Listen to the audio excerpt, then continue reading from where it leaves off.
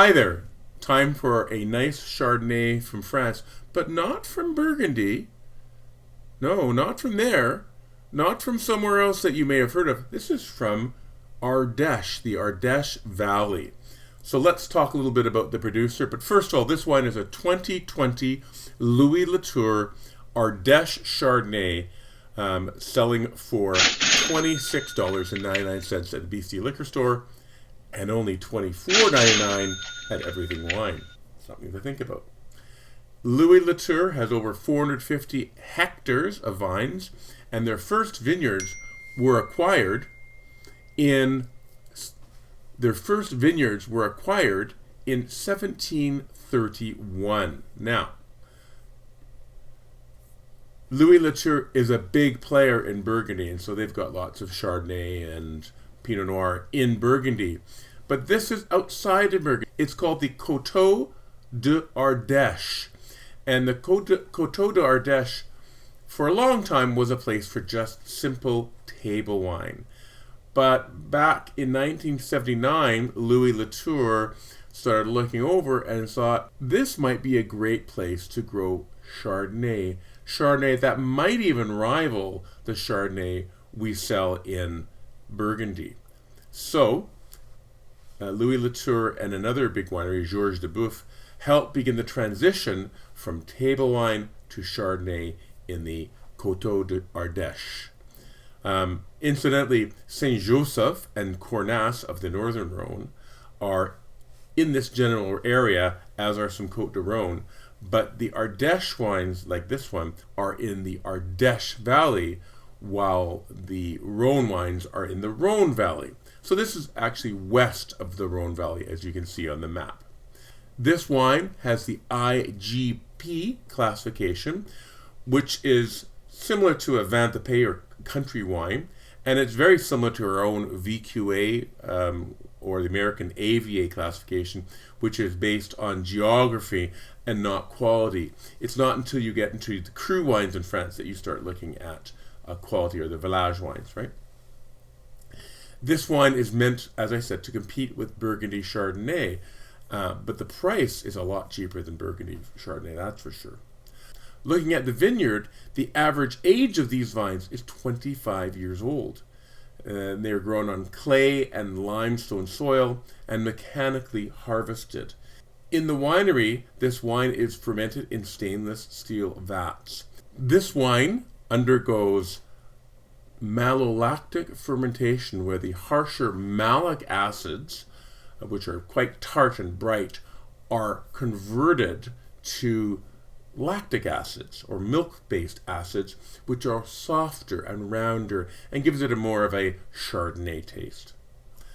The wine is aged in those stainless steel vats for 24 months, and this wine has a 2 to 3 year cellaring potential. So not a long time in the cellar. In fact, this wine is ready to drink right now. So let's do that. Let's drink this wine right now. 2020 Louis Latour Ardèche Chardonnay from France.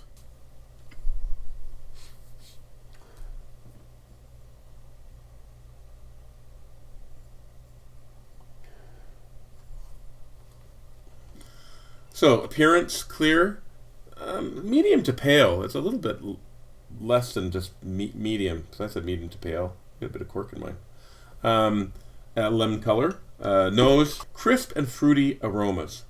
Apple, pear, peach, pineapple, which is unusual because I'm getting fruits from all different areas, right? From the citrus, well, so green fruit, stone fruit, tropical fruit. But I got sort of lots of different fruit happening there. A sort of flinty, maybe wet stone kind of aroma. Honey. I thought it was a hint of vanilla, but it might be honey. And then some sort of butteriness, some maybe more pastry and brioche as well. Okay.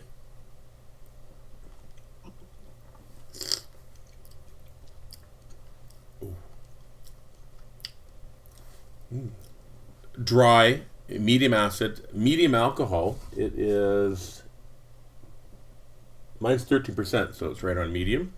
medium body, medium plus intensity, medium plus finish. Creamy, fruity, and easy drinking is what I said, which is, sometimes our Chardonnays are not like that.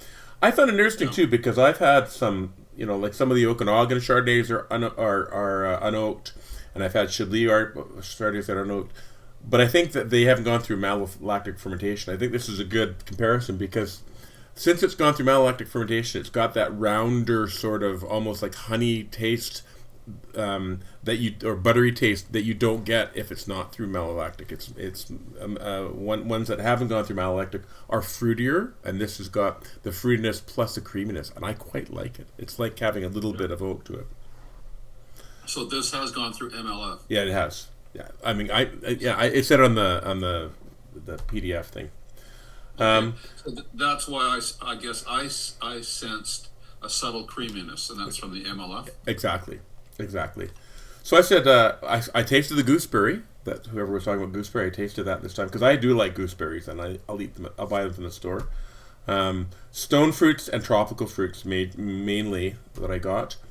I got the flintiness again. Something herbal, maybe eucalyptus. I'm not sure what it was, but there's something herbal there that I didn't really notice on the nose. Some butteriness, but not too much, because that's awful for me if a Chardonnay is overly buttery. The honey was there again, and sort of a pastry was there. So my food rating, I gave it a 5-star food rating. With a cheddar, and it had this fancy cheddar having a cracker.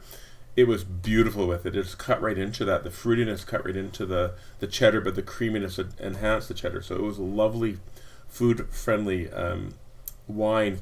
On their website, they say it can be an aperitif, or it can go with charcuterie or fish, and I think it would go well with both those. We're going to have some Italian sausages tonight, and I think it might be kind of fun to have that with that. We'll see how that goes with the Italian sausage, because they're not too strong a taste to them. I said it was balanced. Yes, it was good length.